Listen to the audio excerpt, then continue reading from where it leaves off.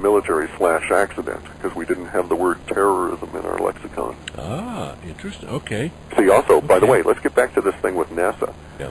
And way back when. I couldn't find the word terrorism in my in my 2001 run, because why? I didn't have it in the literal, actual lexicon. And so it's really a question of, you can't find things you're not looking for. So NASA, by definition, is not looking for alien life at all, and therefore will always be 100% successful, because they'll never find it. But if their mission is to explore space and consider that possibility, why aren't they developing possible patterns for what they might be looking for? Clif, in the runs, and yes, it's ex post facto now, but did it ever come up that we really never did land on the moon with astronauts? No, never looked at any of that. Okay. There are, of course, all of those conspiracies and so on, and there's also the conspiracy theories. There's also some evidence to support it with the radiation belts and so on. Right. But there, on the other hand, there's much more evidence to support vast quantities of habitation running around on the moon that we're aware of, and that's why we've not been back. Yeah, and we were told not to come back, or we were told don't try to do it. Correct. Yeah, and I think I believe such communications happen, however, whatever the mechanism is, are being delivered to humans who have deluded themselves that it is worthwhile cooperating with the incorruptible, or incorrigible is actually how it used to be defined in like the Nag Hammadi beings. And they're taking their instructions from people that want to keep us as ignorant slaves. And I believe that slavery in some way involves emotion. They want to generate certain kinds of emotion. This is a particular pet theory. It's one of my screwy theories. Yeah. Imagine a situation we've got here. Human beings per se don't really exist. We're composed of cells, which are composed of molecules, which are composed of atoms. Atoms, it turns out, don't even really exist. They're composed of subatomic particles. Right. And in fact, anymore, if you still believe the electron rotates around the neutron, you're way back into old century thinking. That's true. And subatomic particles pop up. But basically, we're space. Vibrations in a vast quantity of space. Exactly. Okay, now we also produce vibrations in the form of these emotions.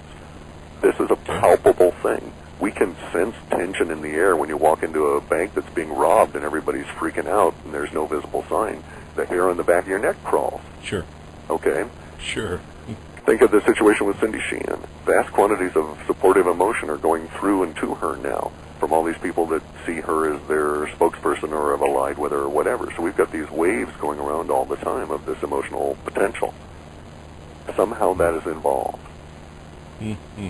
Yeah, as a matter of fact, science has always said that if you took a human being of an average size and brought all of the matter that composed of that human being together, where every molecule and every atom and everything touched, it would be about the size of a black dot underneath somebody's fingernail. Right, right. Wouldn't even be dust lint in your sock. No. So, I mean, it really does show you, are we really significant, or are we deluding ourselves? Which no, I think let's also examine it from another viewpoint, Yeah. and just on a logical basis, where mind is used as a tool to examine this. What you say is perfectly true. We're mostly empty space.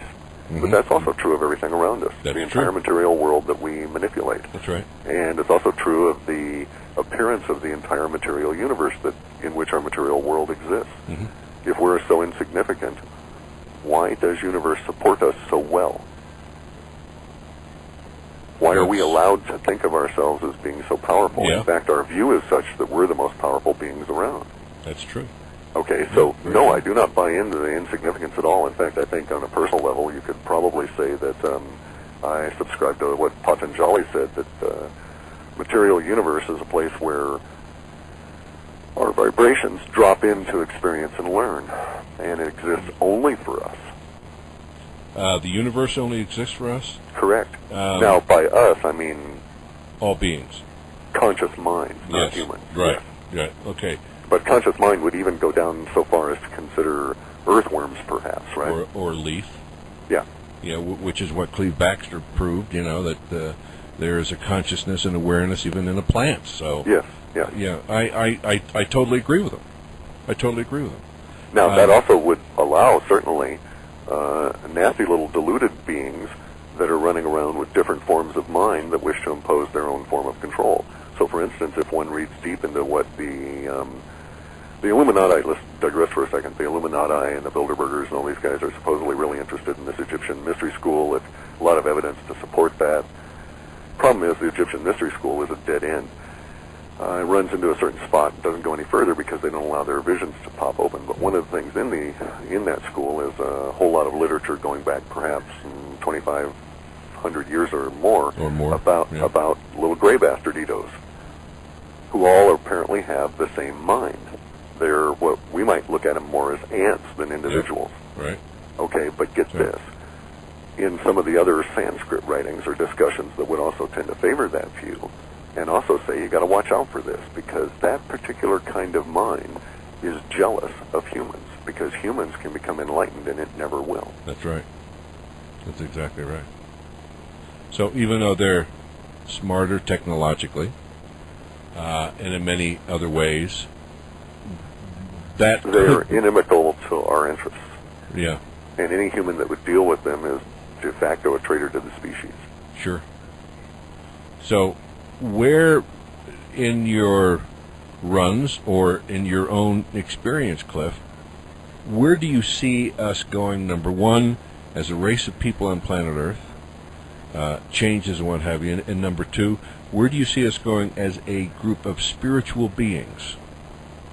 I really truly think it is a group of spiritual beings having a human experience rather than the other way around. I agree. I totally agree. So that being the case, speaking to that is mostly speculation and may not be meaningful or enlightening at all, right? I truly believe the impetus is for enlightenment filtering down to more and more humans, and if we could get the Brahmins out of the way, and by that I don't mean to be disparaging of Hindustani religions, I mean Brahmins of all forms. Yeah. Anybody who says, I stand between you and your God, and you've got to take all the instructions from your God through me, is deluding everybody. That's right. Getting in the way of real progress. We get that whole category of people out of the way and set up on a rational kind of a basis. We could probably achieve a greater level of enlightenment. But that's me wanting to impose my view of things on the planet. It's just isn't going to happen that way. Now, speculatively, we can say the planet is undergoing some huge changes, and these do not bode well for millions, perhaps tens of millions, or even hundreds of millions of individual humans and other life forms. And those are being demonstrated to us all the time. Yeah. Now, death is merely another doorway into a different form of spiritual existence. Right, or consciousness, right. Or consciousness. Yes. I think we are indeed approaching a singularity in which there will be some series of events that build over the course of time, leading up, say, over the next 5 or 7 years, and thus we would play into the tribulation fears of those people that are captured by the Christian myth. No offense to them, that's fine if they want to believe that. But their fears make them, because they do buy into that myth, by the way, they're easily manipulated by people that would prey upon those particular fears. Oh, yeah. Okay, but in the end, no matter what the change is, nothing in universe that is unreal exists. And so, therefore, everything that will happen to us and to the planet and to our growth offers us the potential to exercise our will on it and learn something from it out of a phenomenal universe. That makes sense? Yeah. Oh, sure it does. But I think that the Earth changes are going to be quite severe. It would not surprise me to find a Hapgood style scenario where we ended up with a crustal shift and maybe many as 90% of all the species dead in the next 10 years. Cliff, it's happened probably several hundred times or more in the past X million years. I mean... exactly. And why should we be unique or reserved from it? Sure. And not only here on planet Earth, but take every single planetoid in our solar system and just go right through the galaxy and right through the universe. I mean, it's not a strange event. It's just that we are so egocentric here, and we think that the universe literally revolves around us, and how could something like this happen to us? Well, there's also another aspect to that, though. I mean, there's a lot of people out there, again, Buckminster Fuller came to the same impression. There's two, divergent schools, if you will, of self-educated individuals like Buckminster Fuller, Mark Twain, Nikola Tesla, and so on. In one point, you end up giving up on humanity and saying, to hell with them. They're a bunch of stooges and they'll never wake up. On the other hand, there's people like Buckminster Fuller that have a kinder heart or approach enlightenment in a more compassionate way that say, no, wait a second. I'm basically no smarter than any other human. I maintain that as well. I'm frequently quite stupid, as my wife will inform you. And as a result of which I say, I'm no smarter than any other individual. Yeah, right. Okay, under the circumstances, I just happen to know more about this particular subject, but that's neither here nor there. But if one human can obtain enlightenment, then all can. Absolutely, and I think that's, well, we're going to have to define what enlightenment is, but that to me has always been the purpose of life. If we as a soul or